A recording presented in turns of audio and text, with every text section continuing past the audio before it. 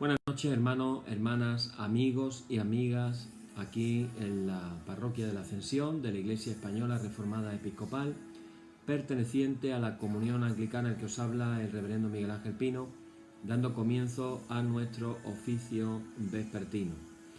Llegamos ya al final de la semana prácticamente y en las intenciones de oración de esta noche tenemos que recordar la violencia que estamos viviendo en el mundo y darnos cuenta de lo que está sucediendo en Colombia, lo que está sucediendo ahora también infelizmente en Israel, donde la escalada de violencia sigue creciendo y veremos a ver a dónde llega.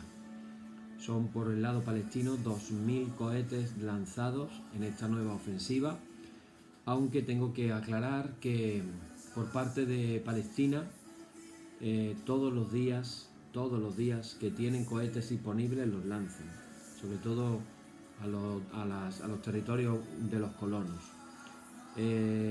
Unas imágenes del cielo desde Tel Aviv que están circulando por el Facebook, puede verse perfectamente por un lado los cohetes que están lanzando del lado palestino y por otro lado se ven los cohetes que se están lanzando para contrarrestar a esos cohetes del lado israelita. Pero hoy ha habido una ofensiva israelita donde se han lanzado más de 400 misiles en 150 lugares claves de lo que se llama el túnel por el cual se mueven por la frontera de Gaza debajo de tierra para tratar de, supongo, destruir ese túnel. Lo cierto y verdad, hermanos y hermanas, que estamos siendo testigos del incremento de la violencia en diferentes lugares, a lo cual ahora se suma también la guerra electrónica o informática con lo que son los hackers que están hackeando, como acaba de pasar en los Estados Unidos, el principal oleoducto de la costa oeste, y que ha logrado que el suministro de gasolina pues no llegue a muchos lugares. Bueno, además de eso seguimos orando por todos los enfermos de coronavirus. Oramos por ellos y especialmente por nuestro hermano José Martín, que se encuentra en la UCI. De una manera especial oramos por él también. Pues dicho esto, nos ponemos a ello. Padre, en esta noche queremos descansar en tu presencia, queremos recibir el abrazo de Padre bueno que tú eres por nosotros. Queremos sentir tu cercanía, queremos estar cerca de ti, Señor. Te pedimos de una manera especial por Colombia, por Israel, que seas tú quien traiga la justicia y la paz. Sin justicia no puede haber paz. Y te pedimos, Señor, como todas las noches, de una manera especial por nuestro hermano querido José Martín, para que, Señor, tú puedas obrar en su vida y puedas sanarle de toda enfermedad. Te lo pedimos en el nombre de Jesús. Amén. Bien, hermanos, pues así damos comienzo a nuestra liturgia en esta noche, diciendo en el nombre de nuestro Señor Jesucristo sea luz y paz. Amén. Desde el nacimiento del sol hasta donde se pone, sea alabado el nombre del Señor. Sea el nombre del Señor bendito desde ahora y para siempre. Oh Dios, cuyo nombre es bendito desde la salida del sol hasta su ocaso, llena de ciencia nuestros corazones y abre nuestros labios en tu alabanza, para que como eres bendito con el debido honor por todos los siglos, así seas alabado de oriente a occidente por todas las naciones. Amén. Por tu misericordia, oh Dios nuestro, que eres bendito y vives y gobiernas todas las cosas por los siglos de los siglos. Amén. Leemos el párrafo número 3 de nuestra liturgia, que dice: Ensálzate, oh Dios, sobre los cielos, y sobre toda la tierra sea ensalzada tu gloria. Oíd el resumen que nuestro Divino Maestro ha hecho de los mandamientos de Dios. Amarás al Señor tu Dios con todo tu corazón y con toda tu alma y con toda tu mente. Este es el primero y el grande mandamiento, y el segundo es semejante a este. Amarás a tu prójimo como a ti mismo. De estos dos mandamientos pende toda la ley y los profetas. Y a nosotros, discípulos suyos, nos ha dado Jesús un mandamiento nuevo, diciendo: Este es mi mandamiento, que os améis los unos a los otros como yo os he amado.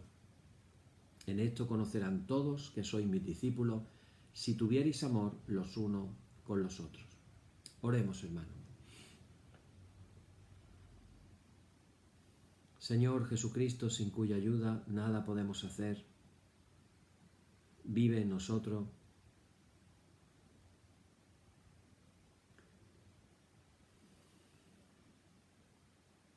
Capacítanos con tu gracia para que llevando mucho fruto demos gloria al Padre Celestial. Amén. Hermanos muy amados, reconociendo con sinceridad cuán lejos estamos de haber cumplido posiblemente la voluntad del Señor, nos humillamos ahora en su presencia, venimos a Él con un corazón contrito para confesar todas nuestras faltas y transgresiones, seguros de que Él oirá nuestra súplica. Oramos todos. Padre omnipotente y misericordioso, confundidos estamos y avergonzados de levantar nuestro rostro en tu presencia. Con humildad y con un corazón contrito confesamos que nos hemos desviado de tu sendero y como ovejas perdidas hemos andado descarriados fuera de tus caminos. Hemos seguido desordenadamente los designios y deseos de nuestro propio corazón. Hemos quebrantado tus santos mandamientos. No hemos hecho lo que debíamos, antes bien, hemos puesto por obra lo que no debíamos hacer. Mas tú, Señor, apiádate de nosotros, pobres pecadores. Perdona, oh Dios, a los que confiesan sus culpas, restablece a los que se arrepienten, según tus promesas declaradas a la humanidad en Jesucristo nuestro Señor. Amén. Y el Señor Jesucristo, que tiene la potestad de perdonar pecados sobre la tierra, y que no desecha al pecador que a él acude para salud, oiga vuestros ruegos, perdone todos vuestros pecados y os conceda su Santo Espíritu para que vuestra vida sea de aquí adelante pura y santa, hasta que seáis recibidos en el goce de su eterna gloria, en las mansiones del Padre Celestial. Amén. Señor, abre nuestros labios y nuestra boca anunciará tu alabanza. Vamos a leer un salmo, el salmo número 32, un salmo de David, que dice de la siguiente manera. Dice: bienaventurado aquel cuya transgresión ha sido perdonada y cubierto su pecado. Bienaventurado el hombre a quien el Señor no culpa de iniquidad, y en cuyo espíritu no hay engaño. Mientras callé, se envejecieron mis huesos en mi gemir todo el día, porque de día y de noche se agravó sobre mí tu mano, se volvió mi verdor en sequedades de verano. Mi pecado te declaré y no encubrí mi iniquidad. Dije: confesaré mis transgresiones al Señor, y tú perdonaste la maldad de mi pecado. Por esto orará a ti todo santo en el tiempo en que pueda ser hallado. Ciertamente en la inundación de muchas aguas no llegarán éstas a él. Tú eres mi refugio, me guardarás de la angustia, con cánticos de liberación me rodearás. Te haré entender y te enseñaré el camino en que debes andar. Sobre ti fijaré mis ojos. No seáis como el caballo o como el mulo sin entendimiento, que han de ser sujetados con cabestro y con freno, porque si no, no se acercan a ti. Muchos dolores habrá para el impío, mas al que espera en el Señor le rodea la misericordia. Alegraos en el Señor y gozaos justos y cantad con júbilo todos vosotros los rectos de corazón. Gloria y honor al Padre y al Hijo y al Espíritu Santo por los siglos de los siglos. Amén. Bien, hermanos, pues nos toca terminar la oración que estábamos hablando acerca de la oración litúrgica, el tema de la oración que hemos llamado oración sacramental. Nosotros, como enseñamos el otro día, tenemos un libro de oración, un libro de liturgia. Todas las iglesias salidas de la Reforma del siglo XVI, como puede ser, lo enseñaba el otro día la iglesia luterana, su libro de oración, la iglesia anglicana, el libro de oración de la iglesia episcopal de los Estados Unidos, que viene de la iglesia anglicana de Inglaterra, nosotros, la iglesia española reformada episcopal, y todas las iglesias católicas, la iglesia ortodoxa, la iglesia católica romana, los coptos, en fin, hay toda una serie de denominaciones de las iglesias ortodoxas de diferente nombre, que no vamos a entrar ahí, pero que todas tienen una liturgia, que por cierto en la iglesia ortodoxa se habla de la Cena del Señor, de la Eucaristía, se habla como la divina liturgia, para que veáis la importancia que se le da a ese acto. Bueno, hablando de la Cena del Señor, tengo que aclarar algo, y es que a veces la ignorancia nos hace hacer juicios erróneos.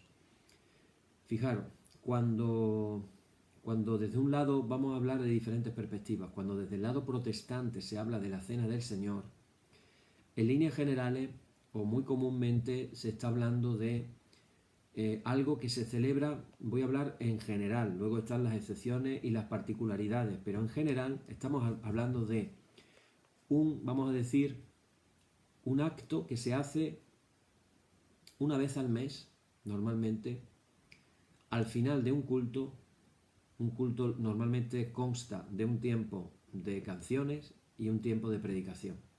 Después de las canciones, después de la predicación, unos 10-15 minutos al final del culto, una vez al mes, la persona que está dirigiendo, llámese pastor, llámese ministro, como se llame, anciano de la iglesia, normalmente se echa mano de 1 Corintios capítulo 10, donde Pablo nos cuenta lo que él había recibido.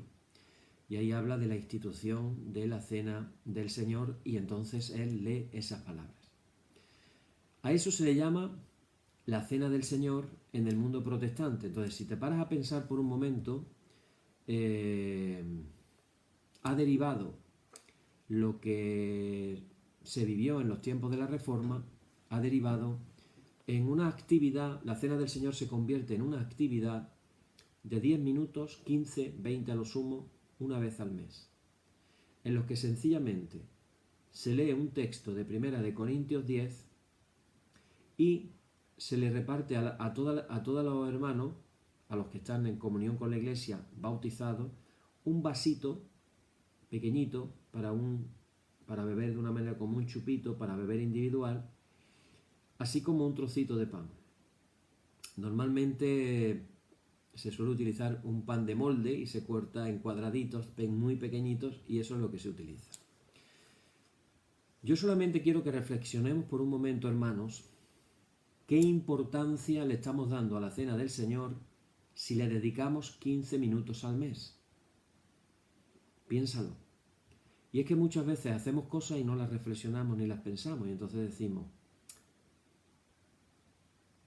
no lo vamos a hacer todos los domingos, vaya a ser que le perdamos el sentido, la importancia del hecho. Es decir, que para que la cosa se le dé más importancia hay que hacerla menos veces.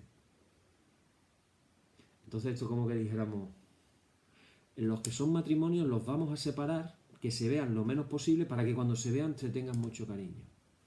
O sea, es un razonamiento sinceramente completamente absurdo y sin base ninguna.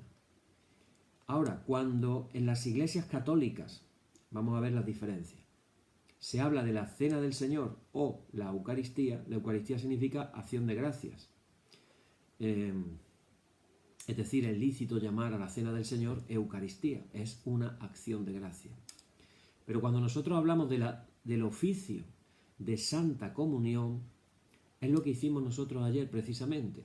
Es decir, el oficio de Santa Comunión no dura 10 minutos. Ayer nosotros tardamos 50 minutos teniendo en cuenta de que yo en la reflexión que hicimos del día de la Ascensión fui bastante rápido. Daros cuenta de que en estos estudios que hacemos los oficios yo vengo tardando aproximadamente unos 30-35 minutos y ayer tardaría a lo sumo como mucho 10 minutos. Quiere decir que el oficio de la Santa Comunión tiene una serie de liturgia que ocupa una extensión. Y en el día de hoy es bueno que lo sepamos, porque la liturgia de la Cena del Señor es realmente enriquecedora. ¿De qué partes consta? O se supone, en general. Pues consta de 3 partes. 3 partes. La primera parte la llamamos Bueno, en realidad son 2 partes, ¿vale? Pero yo quiero añadir otra más para por lo menos decirla.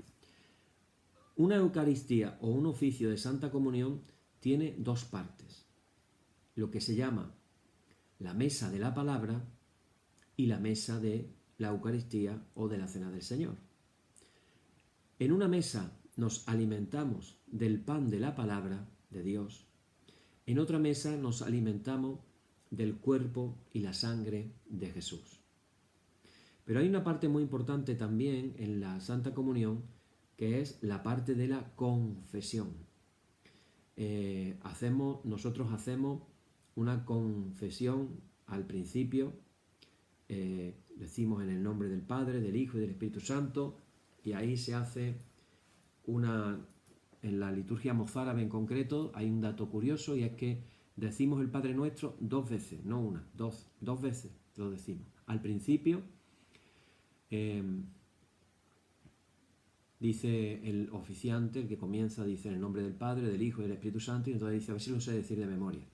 Dice algo así como, me levantaré e iré a mi Padre y le diré, he pecado contra el cielo y contra ti. Y ahora dice, de todos mis pecados ocultos, lávame, Señor. O de todos mis pecados, lávame, Señor, algo así. Y después dice el oficiante, oremos. Señor, ten misericordia de mí. Cristo, ten misericordia de mí. Señor, ten misericordia de mí. Oremos el Padre Nuestro, se dice el Padre Nuestro. Pero antes de tomar la comunión, tenemos el momento de la confesión, que es lo mismo que hacemos nosotros todas las noches cuando decimos, hermanos muy amados, este es el momento de venir humildemente y con un corazón contrito a su presencia, siendo conscientes de que podemos haber incumplido su voluntad. Y entonces hacemos una confesión, confesamos nuestros pecados. Entonces, la liturgia incluye confesar. Luego vienen las lecturas bíblicas. Las lecturas bíblicas, hermanos y hermanas, en una liturgia, para aprovecharla, la liturgia se aprovecha desde parte de todos los participantes, es decir, desde el que preside y desde los que somos el pueblo. La simple lectura de la palabra de Dios no se hace como una lectura más, se hace en tono de proclamación. ¿Por qué digo proclamación? Porque decimos primera lectura del profeta Jeremías. Y empezamos a hacer la lectura. Termina la lectura y decimos palabra de Dios. Esto que se ha leído es palabra de Dios. Te alabamos, Señor. Palabra de Dios. No es nuestra palabra.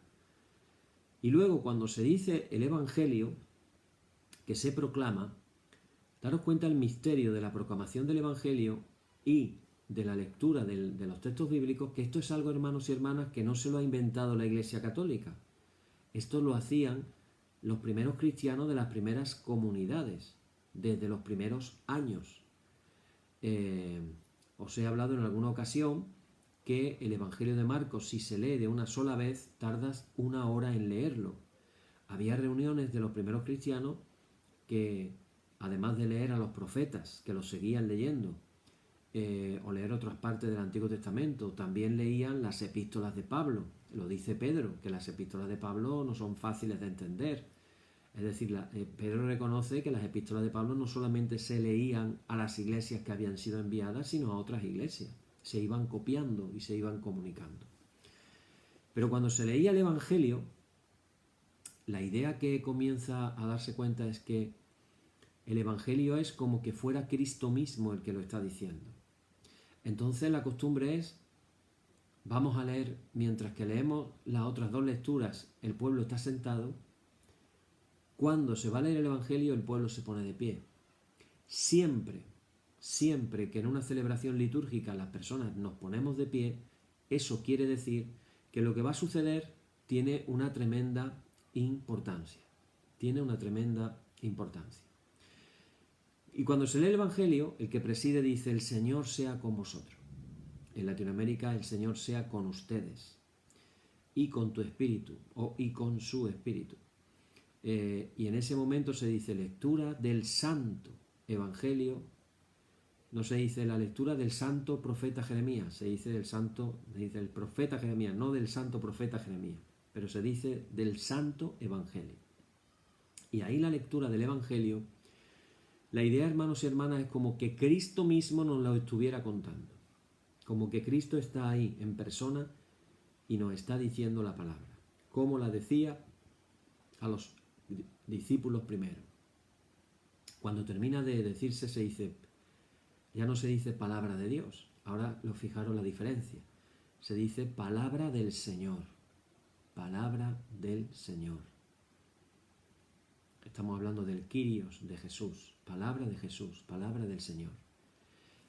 La actitud, entonces, frente a las lecturas no es simplemente una información de datos bíblicos. Las lecturas no son algo así como diríamos el pretexto para lo que voy a predicar. Las lecturas no es un rato para llenar hueco en un acto religioso. Las lecturas se están, hermanos y hermanas, proclamando. Y entonces cuando la lectura se proclama, no solamente tiene un efecto informativo, tiene también un efecto espiritual. Es decir, Pablo dijo en cierta ocasión, la fe viene, fijaros, acordaros de este pasaje en Romanos capítulo 10, la fe viene por el oír. La fe viene por el oír. Y el oír la palabra de Dios. Qué oportunidad más bonita es cuando estamos oyendo la palabra de Dios y la estamos oyendo en una proclamación litúrgica. Luego viene la reflexión de la persona, que lo hará mejor, lo hará peor, te gustará más, te gustará menos, etcétera, etcétera. También, además de la actitud que tenemos que tener de ser conscientes que estamos escuchando la palabra de Dios como semilla que puede ser sembrada en nuestros corazones, además, siempre he dicho algo que me enseñó mi pastor cuando yo era muy joven. Lo dijo en un tono jocoso o gracioso, pero tiene su profundidad, dice él. Él era cubano, decía, hermano, si Dios hasta por una burra pudo hablar, ¿cómo no va a poder hablar por este que se ha puesto hoy? Lo decía en tono así como diciendo, si hasta por una burra habló Dios, ¿cómo no va a hablar por este? Pero nos lo decía como diciendo, de toda persona que predique, siempre la actitud de quien escucha es muy determinante para poder aprender. Sea quien sea el que predique, que lo haga mejor, que lo haga peor, que sea más ameno, más aburrido, en fin, etcétera, etcétera. Todos hemos tenido experiencias de todo tipo, ¿verdad? Pero de todo se puede aprender. Y de todo, si tenemos una actitud de escucha, Dios puede hablarnos a través de la persona. Porque se está haciendo, hermano, en un acto litúrgico. Entonces, daros cuenta, hemos comenzado la liturgia, hemos tenido un tiempo de alabanza, si es domingo se ha dicho también el Gloria al Padre, después hemos tenido 3 lecturas litúrgicas, un salmo responsorial, después viene, a partir de ahí vendría lo que es la plegaria litúrgica de la Eucaristía, y en esa plegaria vienen también una serie de cosas. Primero viene la presentación de las ofrendas. Vamos a presentar las ofrendas. En la presentación de las ofrendas hay 2 aspectos. Uno, el que nosotros traemos de manera económica, personalmente. En nuestra parroquia se pasa una bolsita y se ingresa voluntariamente el dinero que cada cual pueda o quiera. Y esa es parte de nuestra ofrenda. Cuando decimos traemos las ofrendas, no solamente traemos la cuestión económica, también en las ofrendas estamos trayendo nuestra propia vida. Por ejemplo, yo puedo estar ofrendando mi tiempo. Yo no puedo ofrendar dinero, pero puedo ofrendar mi tiempo. Y entonces eso es otro tipo de ofrenda. En la antigüedad hasta venían con frutos de la tierra. Entonces se plantaban ahí y traían frutos de la tierra y los ponían al altar, y eso era algo que tenían la costumbre luego de repartirlo entre los pobres. Y se hacía una procesión de ofrendas. Durante muchísimos siglos existió la costumbre de venir con el pan y el vino que se iba a utilizar en la Eucaristía, en la Santa Comunión, traerlo en ese momento para que fuera bendecido, el pan y el vino. Y nosotros tenemos en un lugar aparte de lo que es la mesa, tenemos lo que es el cáliz con el vino, el pan. Nosotros utilizamos las formas, porque tenemos un hermano en nuestra parroquia que es alérgico al gluten. Entonces, procuramos tomar las formas sin gluten para que no haya contaminación y pueda llegarle a él algo que le pueda hacer daño, y lo hacemos todos con pan sin gluten, sin problema. Traemos entonces, ofrezcamos al Señor nuestras ofrendas. Entonces se recoge el tema del dinero, es un tiempo de adoración también, ofrendar al Señor. Después también damos gracias por el pan y el vino, que lo ofrecemos y que después se convertirá en el cuerpo y en la sangre de Jesús. Después de eso, después del tema de la ofrenda, viene también lo que sería, lo que se llama, lo que es la oración propia del día, que nosotros tenemos oración propia del día, del domingo que sea, se hace esa oración. Normalmente la oración propia del día va en conexión con las lecturas que acabamos de leer, y después hacemos lo que sería el prefacio, es decir, las palabras que se dicen antes de la proclamación del Santo, Santo, Señor Dios de los ejércitos, llenos están los cielos y la tierra de tu gloria, etcétera, etcétera.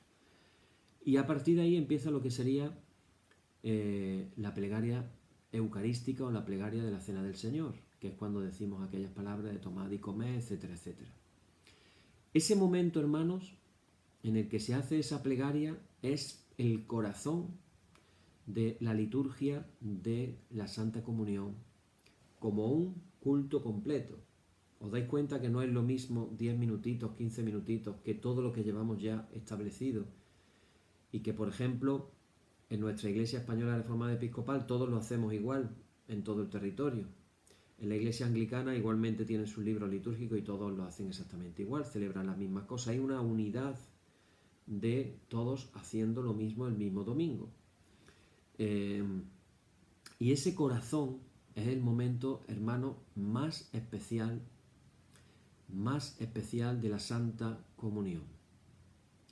Aquí depende de lo que uno crea.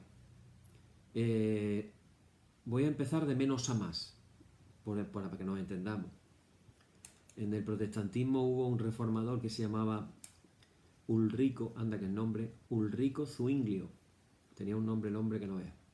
Este hombre hizo una interpretación de las palabras de la institución. Las palabras de la institución es cuando Jesús dice, tomad y comed, esto es mi cuerpo, coge el pan, lo parte, esto es mi cuerpo, o este es el cáliz de mi sangre. Esas palabras que se llaman las palabras de la institución.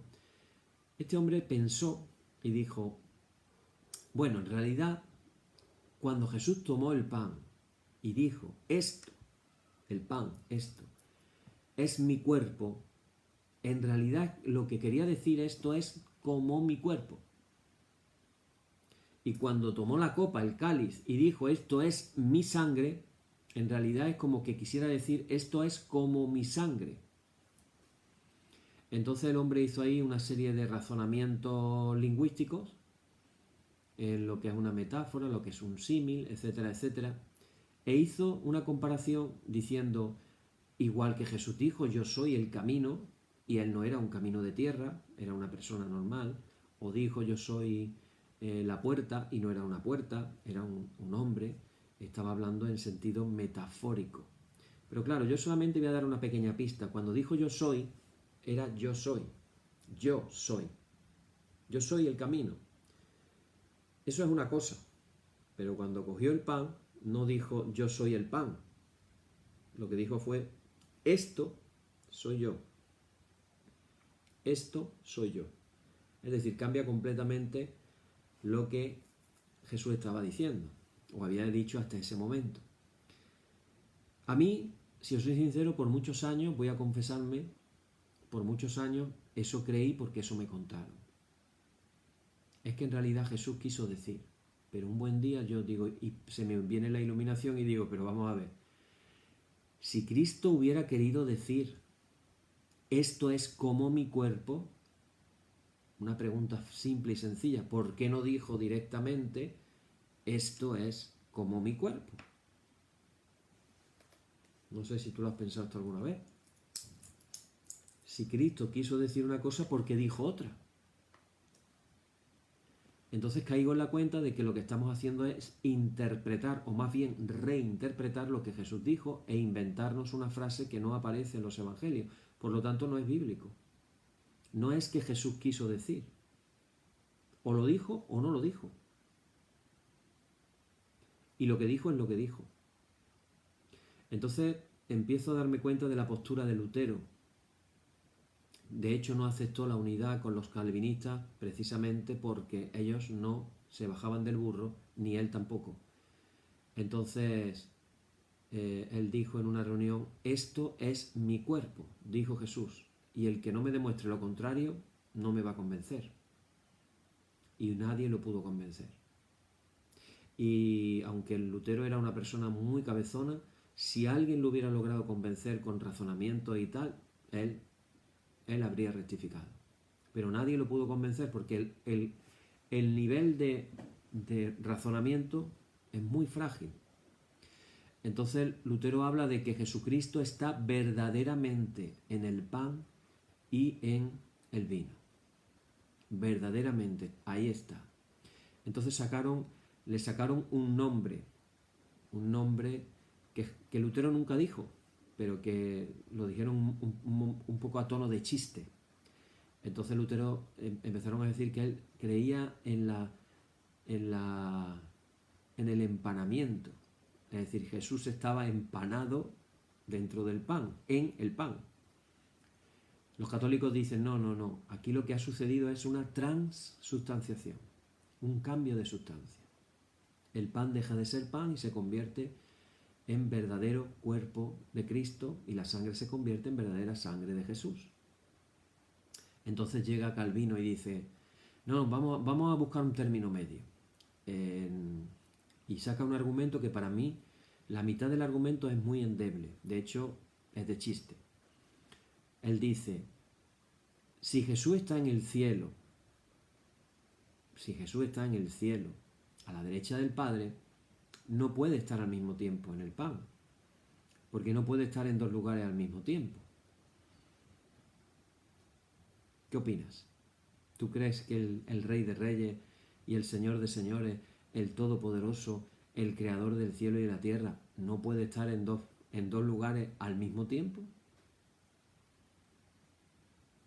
¿Qué Cristo tenemos entonces? Entonces, eso dice Calvino.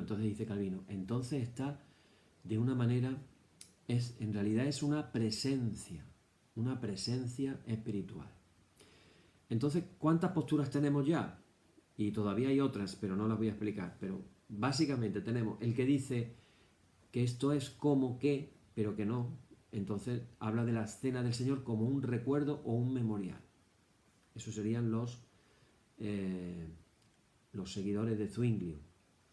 Los calvinistas dicen que está de una manera espiritual, pero no física. Lutero que está, y que está dentro del pan. El pan sigue siendo pan, pero Cristo está dentro del pan. Y luego están los católicos que hablan de la transubstanciación, que es algo basado en la filosofía aristotélica de lo que es la sustancia de las cosas. Sea como fuere, vamos a decir del 1 al 4, en el 4 está la transubstanciación y en el 1 está el mero recuerdo, pues nos damos cuenta de la importancia que se le da dependiendo de lo que creo. Es decir, en el lado del simple recuerdo nos quedamos con un culto cada domingo de 10-15 minutos y resulta de que en el 4 nos damos cuenta todo lo que hay alrededor de la Eucaristía en el mundo católico. Bueno, puede haber un término intermedio para todo eso, que es en el cual yo me siento, y es sencillamente, para mí la Eucaristía o la Santa Comunión es un misterio. Es un misterio. De hecho, nosotros lo decimos en la liturgia. Y se habla en la liturgia. Estos santos misterios. Es un misterio. Yo llego a la conclusión de que yo no tengo que entender el cómo. No tengo que filosofar y encontrar una palabra como la transubstanciación. Fijaros que el Papa Benedicto XVI, tratando de encontrar un vocabulario nuevo antes de ser Papa, hablaba de la transignificación. Antes de la consagración significa una cosa, pero después de la consagración significa otra. ¿Tiene sentido? un cambio de significación. Antes significaba una cosa, pero ahora significa otra. Bueno, los primeros cristianos en el siglo I ya decían que cuando el pan y el vino no se había orado por ellos, eran pan y vino. Pero que después de orar por ellos, ya no eran pan y vino, ya eran el cuerpo y la sangre de Jesús. Y no entraban en explicaciones de cómo había sucedido la cosa. Realmente no daban explicaciones, pero sí decían el hecho. Antes es una cosa y después es otra. Hermano, repito, el momento de la consagración, el momento en que se dicen las palabras de la institución, es el corazón, el centro de la liturgia de la cena del Señor. Si yo de verdad creo que el recuerdo, si yo me quedo con el recuerdo, si tú te quedas con el recuerdo, estamos recordando el centro de la fe cristiana. Por favor, un respeto. Yo me avergüenzo, y lo confieso, me avergüenzo cuando miro para atrás y pienso en esas cenas del Señor que yo he celebrado, a las que le dedicaba a lo sumo yo, porque soy lento, yo tardaba 20-25 minutos. Y me ganaba el enfado de muchos hermanos de la iglesia, porque ese día el culto era más largo. Y yo me avergüenzo, el Señor sabrá el por qué permitió que yo pasara por ahí, porque estamos recordando el centro de la vida cristiana, la muerte y la resurrección de Jesús. Cada vez que comáis de este pan y bebáis esta copa, anunciáis la muerte del Señor hasta que Él venga. Estamos anunciando la muerte del Señor, estamos anunciando la segunda venida y le dedicamos 15 minutos una vez al mes.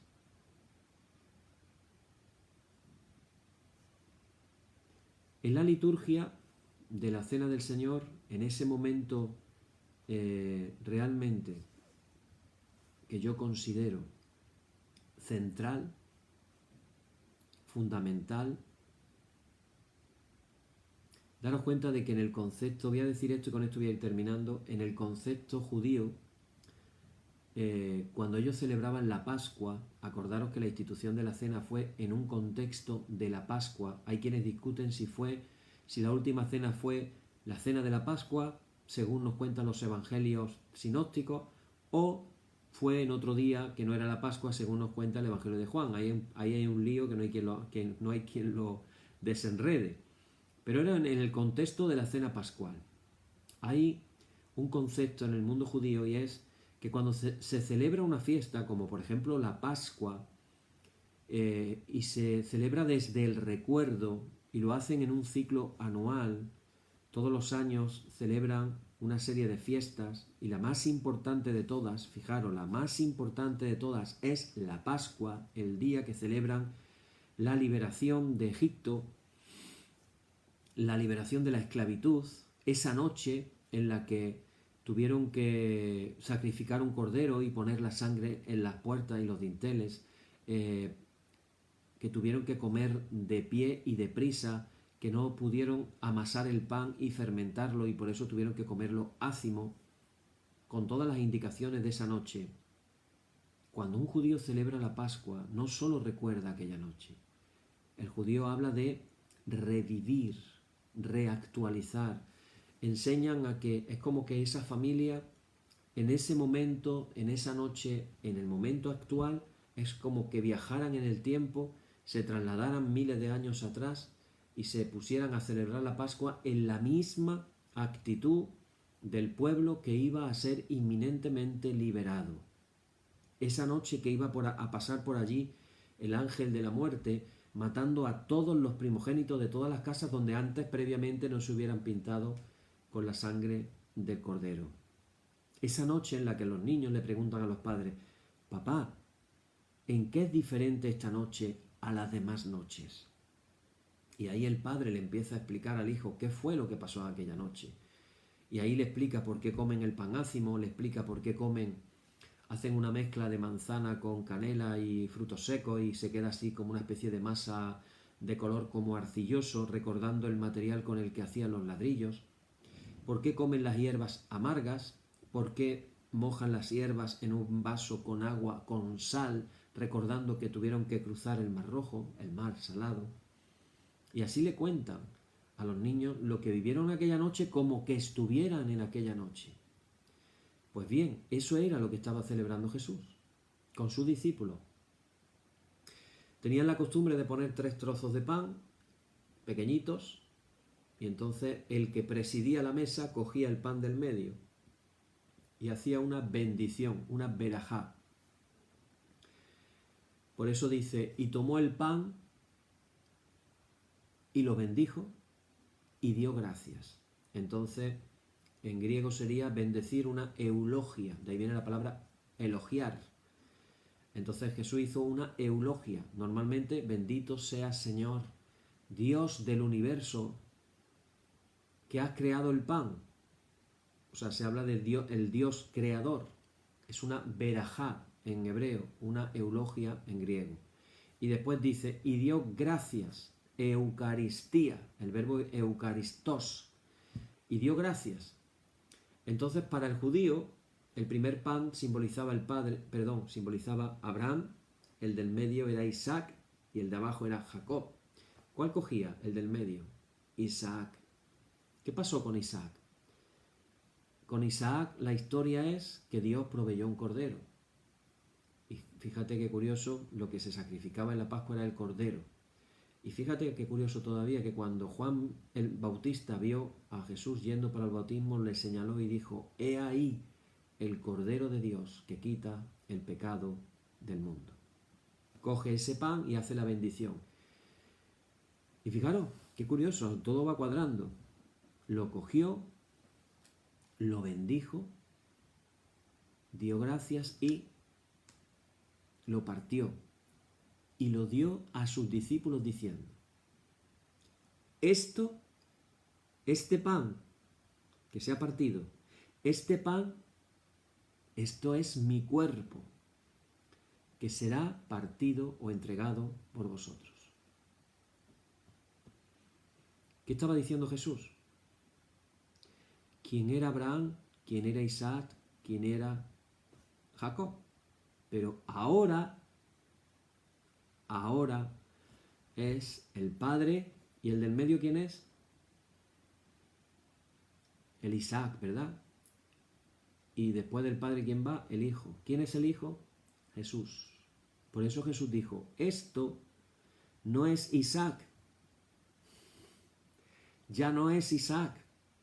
Esto es mi cuerpo, que será entregado por vosotros. Curiosamente, ahora coge el cáliz de la redención que se llama. Y entonces dice, este es el cáliz de mi sangre. Antes habla del cuerpo y ahora habla de su sangre. Y ahora dice, sangre de la nueva alianza. ¿Cuál era la sangre de la antigua alianza? La de los corderos que iban a derramar en Jerusalén. Esa era la sangre de la vieja alianza.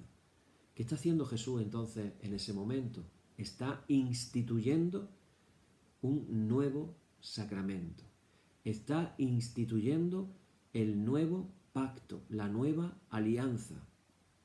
No está pasando ahí, no es una simple cena de Pascua, no es una simple cena de despedida de sus amados discípulos.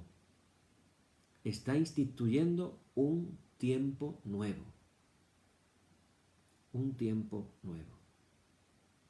Entonces, si nosotros tenemos, hermanos y hermanas, claro, ese sacramento que Él instituyó de la Cena del Señor, de la Eucaristía, llámalo Santa Comunión, Cena del Señor, la Mesa del Señor, la Eucaristía, en fin, la Divina Liturgia, dicen los ortodoxos, la palabra es lo menos importante. Lo importante, hermanos y hermanas, es lo que está pasando. Por eso en la liturgia de la Cena del Señor, el centro, el corazón, lo más precioso, lo más bonito, lo más entrañable, lo más maravilloso, lo más increíble, el milagro, es cuando decimos las palabras de la institución. Las palabras de la institución. Y en ese momento, antes de decirlas, lo que hay sobre la mesa es pan y vino. Cuando dicen las palabras, ya no será más pan y vino.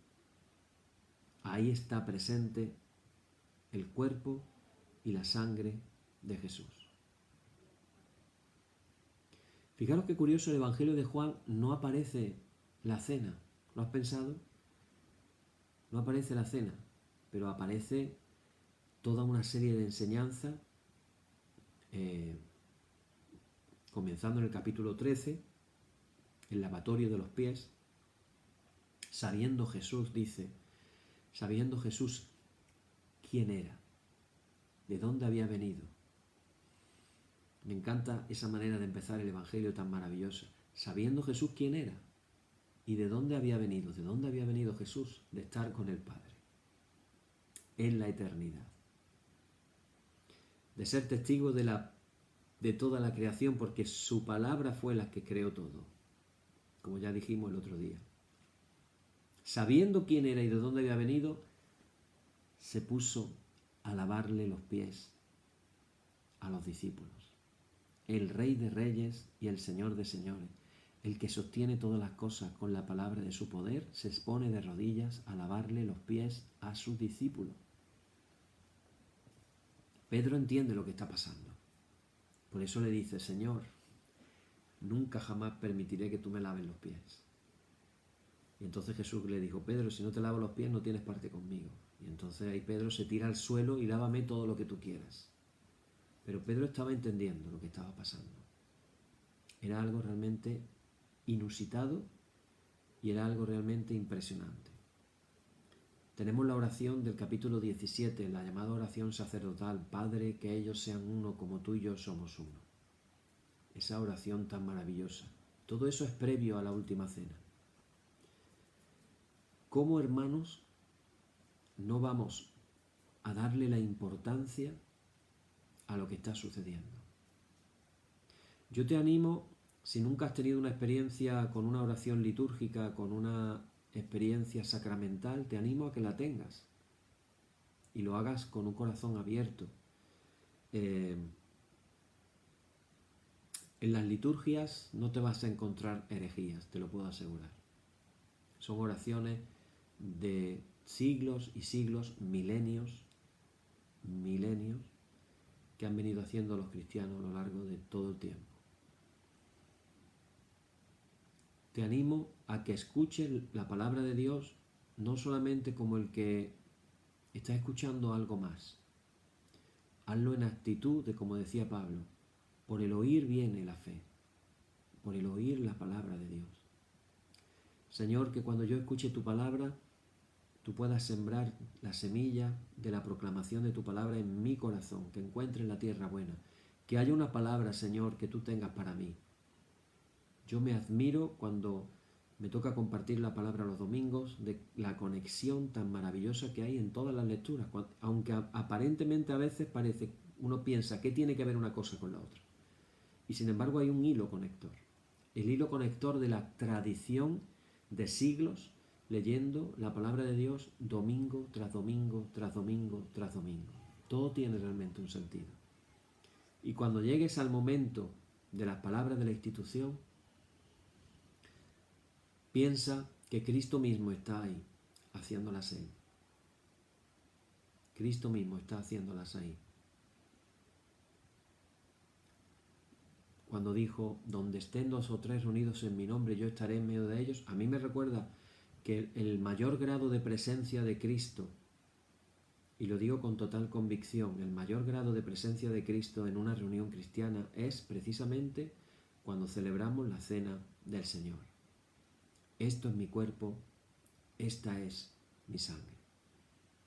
Y luego te animo también a que puedas tomar la cena del Señor con una expectativa de estarte alimentando espiritualmente. Es verdadera comida es verdadera bebida espiritual. A veces nos confundimos. Pablo dijo en una ocasión que aquellos que la tomaban sin discernir el cuerpo, algunos estaban dormidos, otros estaban enfermos, otros habían muerto, como que no se puede tomar inadecuadamente. Y mucha gente frente a eso lo que hace es que no la toma. Yo te animo a que seas positivo, y si te estás inquietando por no tomarla, ya es una buena señal de que deberías de tomarla.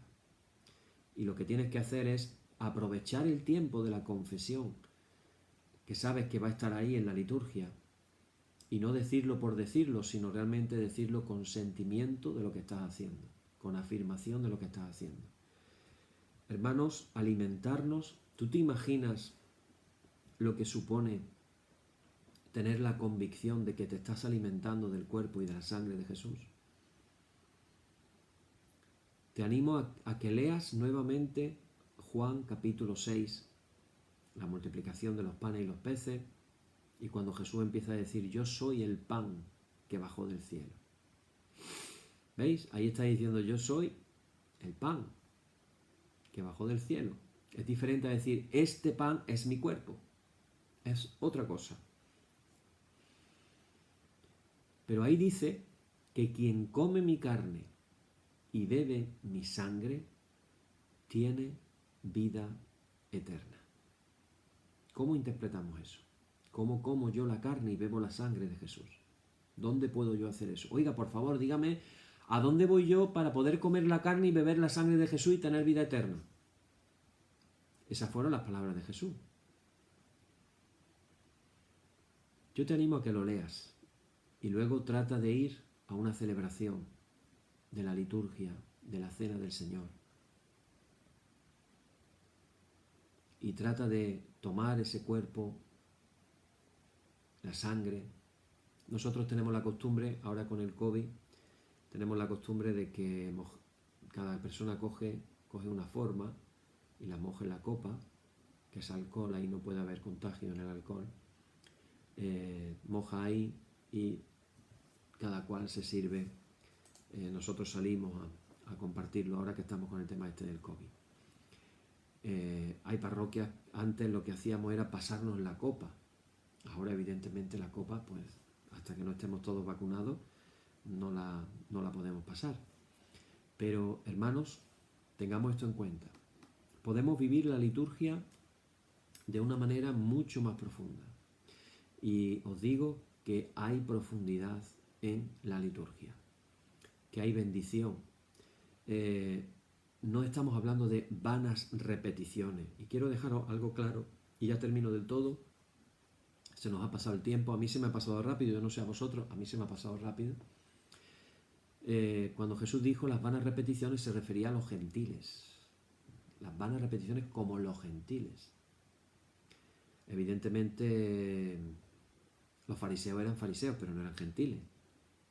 Los gentiles eran los adoradores de otros dioses, otros ídolos, como los adoradores de Baal que lucharon contra el profeta Elías. Estamos hablando de otro tipo de repeticiones. Así que, hermanos, os animo a poder participar, a poder disfrutar y a dejar que Dios pueda obrar en vuestras vidas. Amén. Oh Señor, santifícanos en tu verdad, tu palabra en la verdad. Amén. Y ahora sí, hermanos, nos unimos a los millones de cristianos que hoy han orado ya la oración que nuestro Divino Maestro, que tiene palabras de vida eterna, nos enseñó a decir. Padre nuestro que estás en el cielo, santificado sea tu nombre. Venga a nosotros tu reino, hágase tu voluntad, como en el cielo, así también en la tierra. El pan nuestro de cada día, dánosle hoy y perdónanos nuestras deudas, así como nosotros también perdonamos a nuestros deudores. No nos dejes caer en la tentación, mas líbranos del mal. Amén. Líbranos del mal y confírmanos en tu temor con toda obra buena, oh Trinidad, Dios nuestro, que eres bendito y vives y gobiernas todas las cosas por los siglos de los siglos. Amén. Por la tarde, de mañana y al mediodía justo es, oh Señor, que te alabemos. Señor Dios omnipotente, que de la tarde, la mañana y el mediodía has hecho un día solo y has mandado al sol que conozca su ocaso, abre, te rogamos, las tinieblas de nuestros corazones y brillando tú en ellos, te conozcamos como Dios verdadero y luz eterna. Amén. Por tu misericordia, oh Dios nuestro, que eres bendito y vives y gobiernas todas las cosas por los siglos de los siglos. Amén. Padre, en esta noche venimos delante de ti para pedir por nuestro hermano José Martín, que está en la UCI. Te pedimos que renueves sus fuerzas como las águilas, que lo llenes de tu fuerza, Señor, que estés a su lado, que lo consueles, que lo tengas en el hueco de tus manos, Señor, y que lo sanes completamente. Te lo pedimos en el bendito nombre de Jesús. Amén. Hermanos y hermanas, en el nombre de Jesucristo nuestro Señor, terminemos con paz. Gracias sean dadas a Dios. Amén. Y la paz que al subir a los cielos dejó Jesús a sus discípulos, sea siempre con vosotros en toda su plenitud. Y la bendición de Dios Padre omnipotente y del Hijo y del Espíritu Santo descienda sobre vosotros y more en vosotros eternamente. Amén. Bien, pues quedamos así ya despedidos y continuaremos con... vamos a seguir hablando de más tipos de oraciones.